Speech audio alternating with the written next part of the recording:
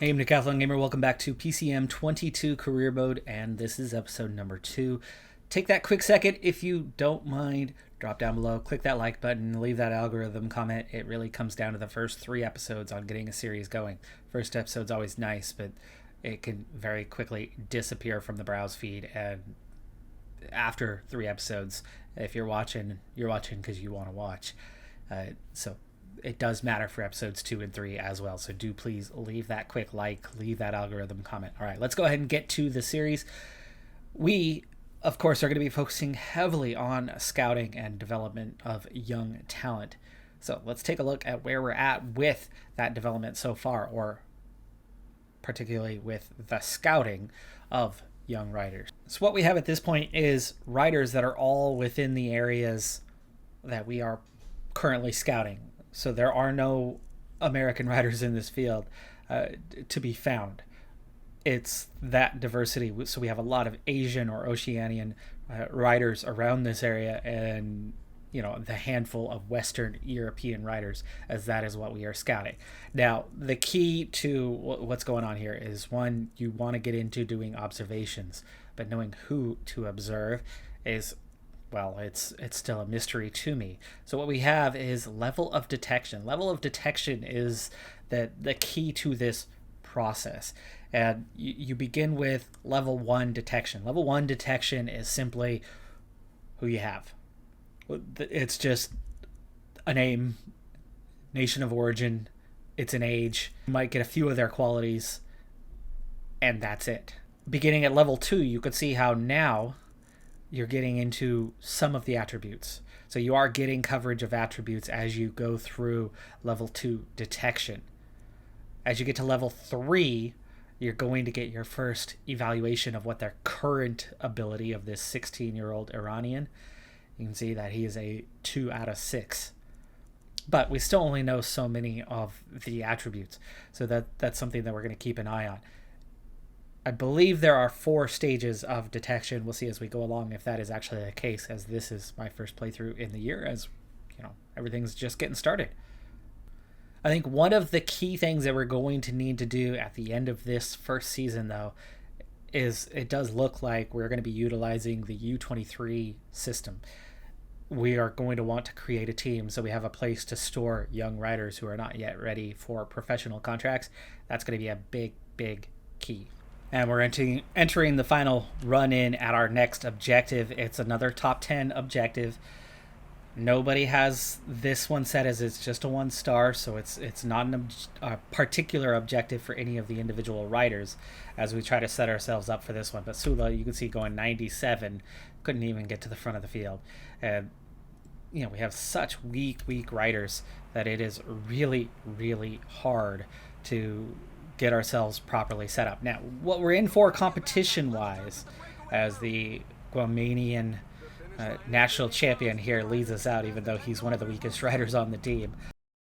The competition, there is 6 riders, 70 plus in the sprint, which that's not a lot. That's certainly more manageable than what we have seen at some of the others. I'm going to switch these 2, as there is just a bit of a gap in terms of how much energy they have. Can go ahead and break toe for a moment. Just 29 riders left in the Peloton, and we are done with the climbing. There was a little climb to this one. Noble pushing really well out front, or finally in position behind him, and we're inside 6K, so we're going to want to gel up here on the back end of the group.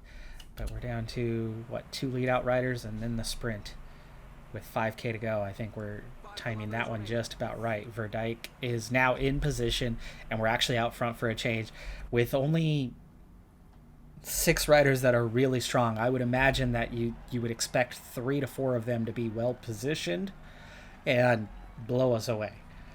But we might be able to get a top 5 in a race like this. Verdijk today, +1s, so that's a 66. And we're talking about 6 guys that are 70 plus. Now, in between, there are plenty. You can overcome those with a good lead out. It's really hard to overcome somebody who is significantly higher rated than you are. Okay, Ore, 3.7K, and we are almost done with Ore. Okay, and you're also seeing another team that's much faster. Reguigui is one of those guys. He is very well positioned at this point, and he is going to blow us away. But with 3.2K to go, these guys are in great shape.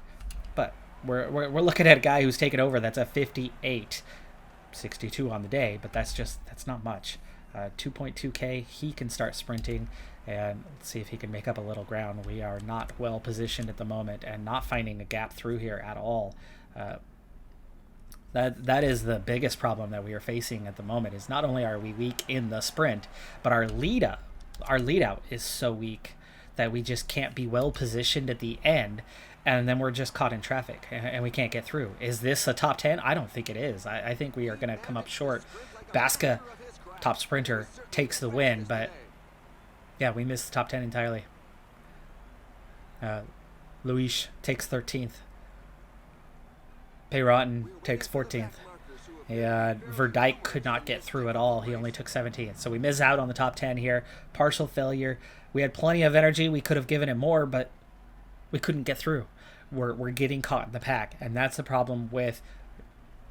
We might have a couple guys that can kind of sprint, but there's nobody who can kind of lead them out. Our lead out is so poor that when the other teams commit and start pushing, which they're definitely doing better this year than in past years, their lead outs are blowing past us even though we're going 99. And we have our first 2-star objective now of the season, and we're seeing a little bit of an attack here. We've seen a very high tempo so far in this race that is definitely leaving us in a precarious position as we're coming up on 10K left to go in this one. There's that 10K banner. The downside to this race is that there's a little bit of an uphill swing right at the finish line. We've been on this circuit, and a while ago I saw what the end of the course looks like, and it deviates off the regular path right at the finish, the last 600-700 meters. But it's a little uphill swing off the road, and it makes it significantly harder because, well, we're not punchy.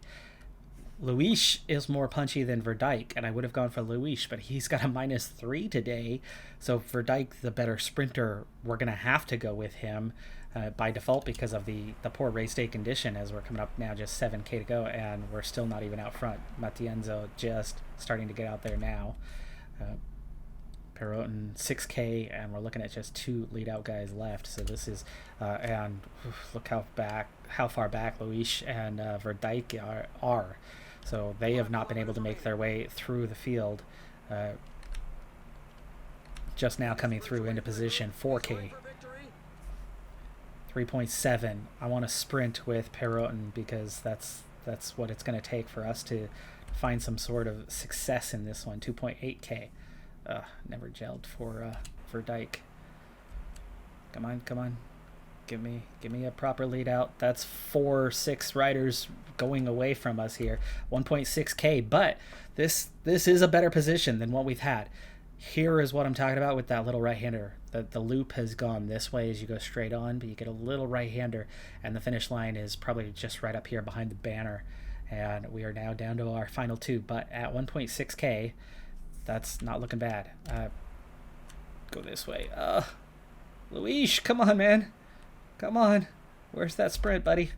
Okay, on to Verdijk and 900 meters. Now, you can see that top 5-6 riders are blowing everybody else away. Luis, get out of the way. Verdijk, come on. Verdijk's just too slow. We're coming back at a few of these guys as you go through the little climb section. Verdijk, though, is going to fade right at the finish line. There's your top 4 are clear. The Turkish rider is 5.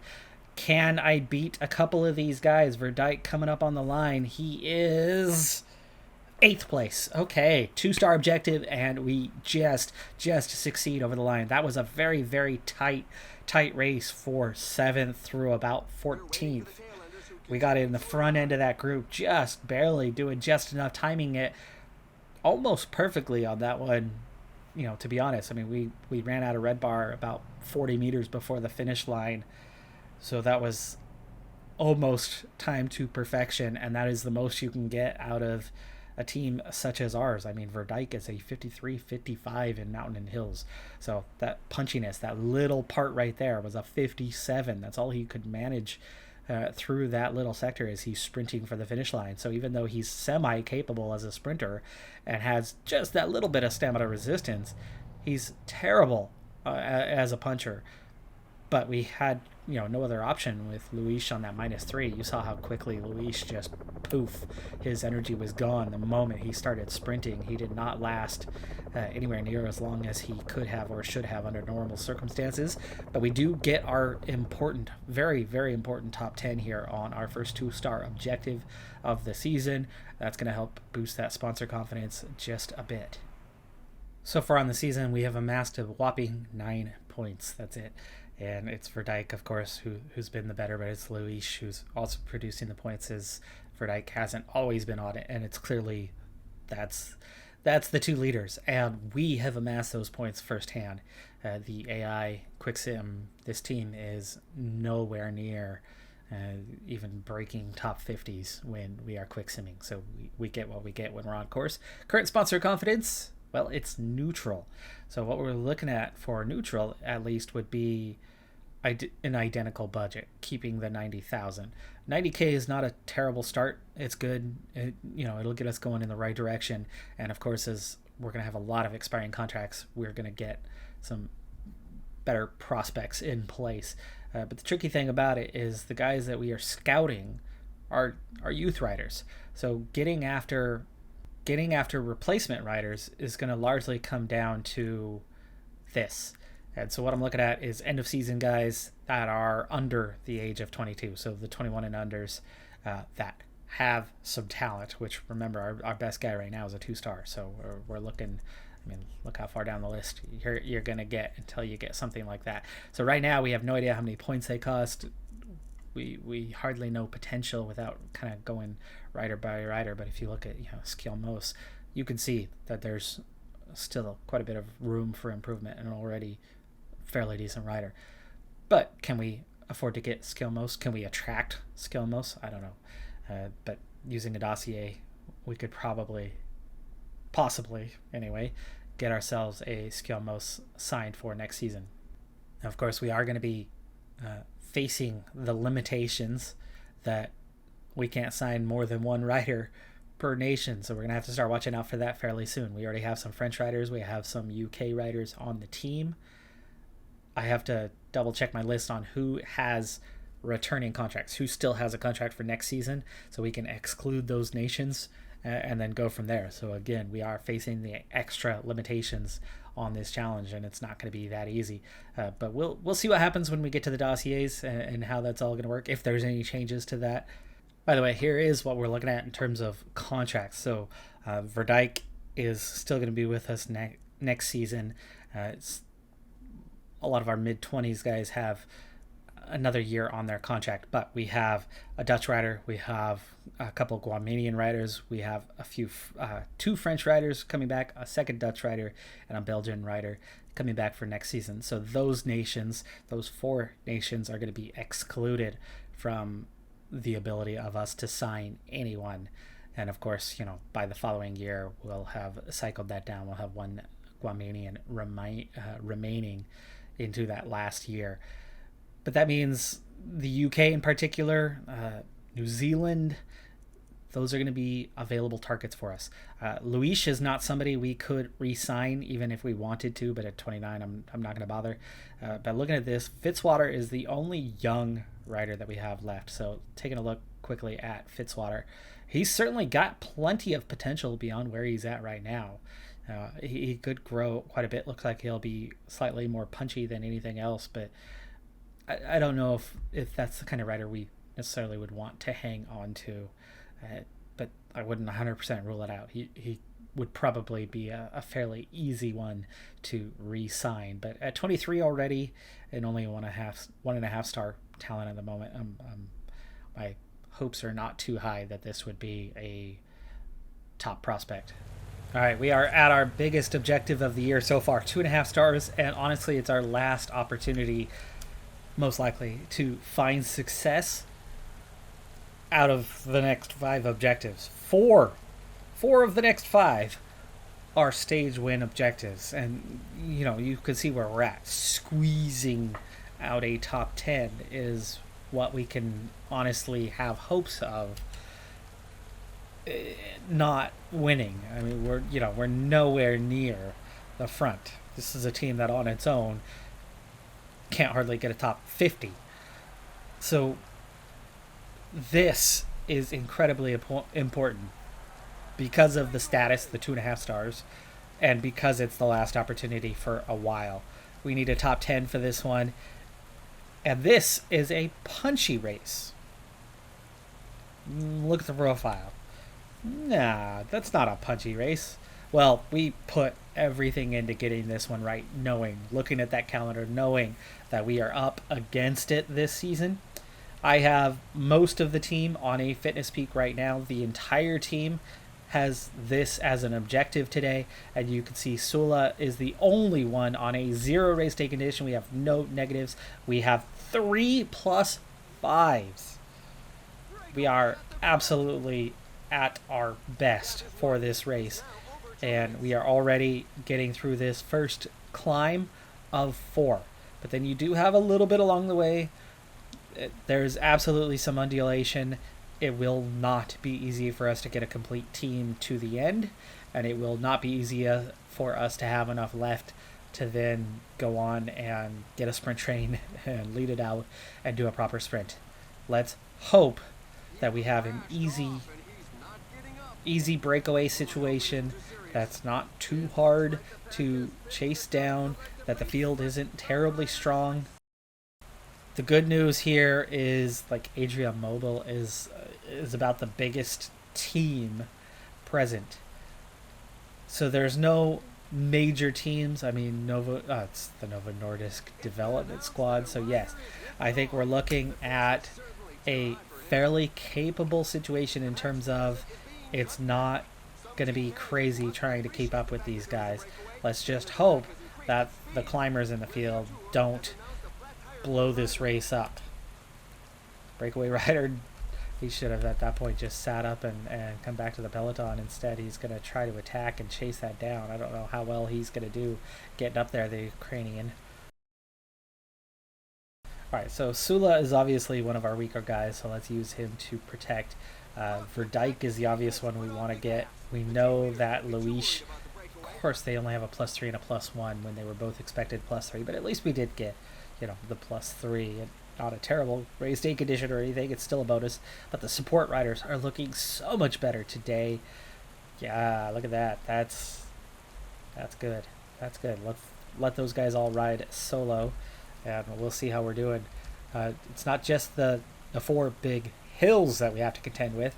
It's these steeper, shorter climbs here, and then you go down and you go right back up again for the second one, and then you go down. So let's hope the team can make it in one piece. I'm going to speed things up for a little while unless the race suddenly gets crazy. We'll be keeping an eye largely on what's going on here. You can see Green feeling it a bit, Sula feeling it a bit. They are riding as domestiques. So far, so good on the race, though.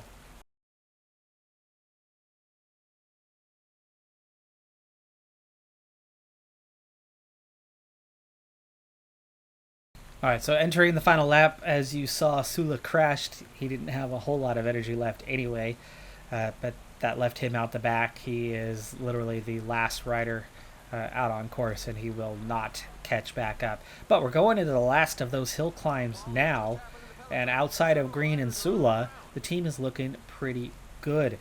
We've protected our leaders well. The pace has not been too crazy, and it looks like we're going to be set up for that final run-in.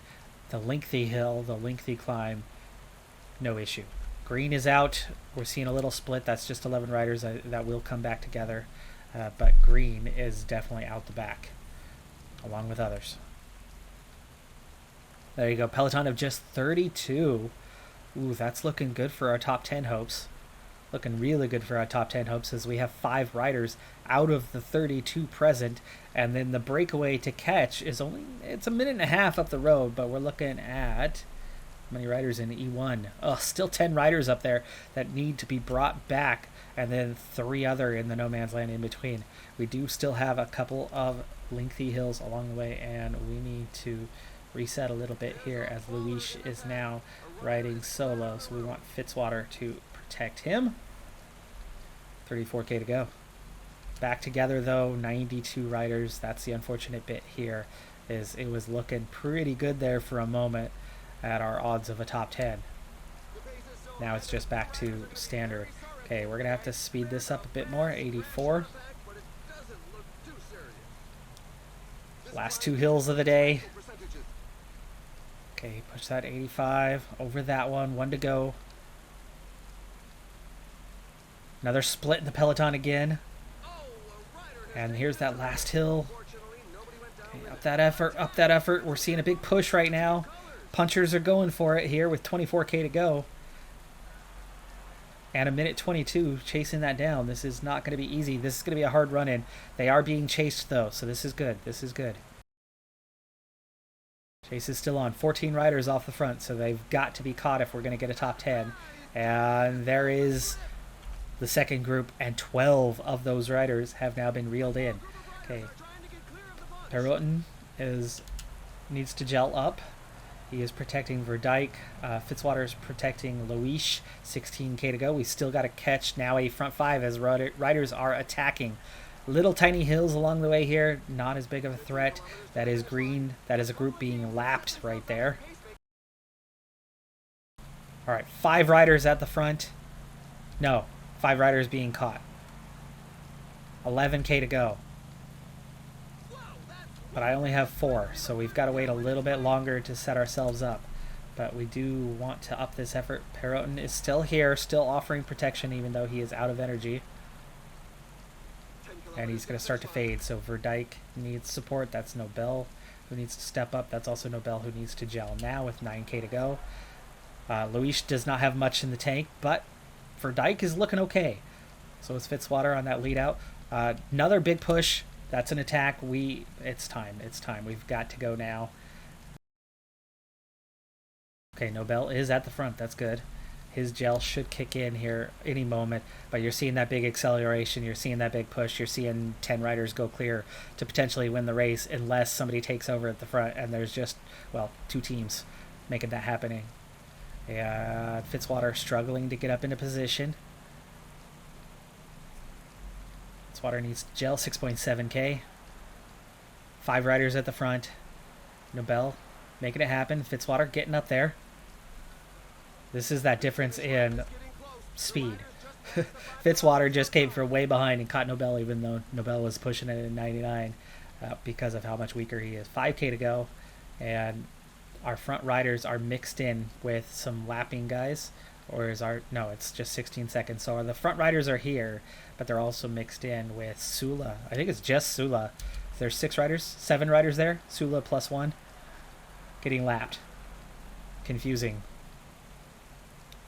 Fitzwater nearly done. Luis does not have much in the tank, and we've only got 3 guys, so we really cannot be sprinting. But here is the last little hill. We want to attack coming out of that. Fitzwater is done. 2.8k. That's a little early, so he's just going to have to go 99 for a moment. 2.4k. 2k coming out of this corner is where we want Luis to attack. Look at this profile the rest of the way. Little descent here. Yes, this is the time. Lead out for Verdijk. We're looking pretty good on our chances right now. Wow, slow takeoff there. Luis now getting that lead out. Finally, Verdijk able to go. And what can he do? Too technical. There's Verdijk coming through. Top 5 is secure, but are we going to win the race for 6th place? I think we are. And we got our top 10 comfortably. It would have been really nice if we could have gotten that one more position. If one of those front 5 would have faded. Vermeulen was starting to, but we could not quite catch him before the end. A top 5 would have been excellent for us, but still, we got our top 10. That was massively important to our season. That's going to help. That is going to help tremendously on at least maintaining a neutral sponsor confidence for a while yet. Remember, the next 4 races, the next 4 sponsor objectives, that is, are almost all going to be failures because we're not winning races. We are not looking good to win any races this year. I think we'll be lucky to get a single win this season with this team. This is why stacking the deck is really important. We had that a full team objective. We had that as all the guys on Fitness Peaks, or majority of them on Fitness Peaks, and it translated into being enough to get us to the top 10. Also, knowing the profile, knowing that we were facing a punchy race, that the punchiness was early and not at the finish, and that if you set yourself up properly, you get enough support, you can have enough to still sprint at the end.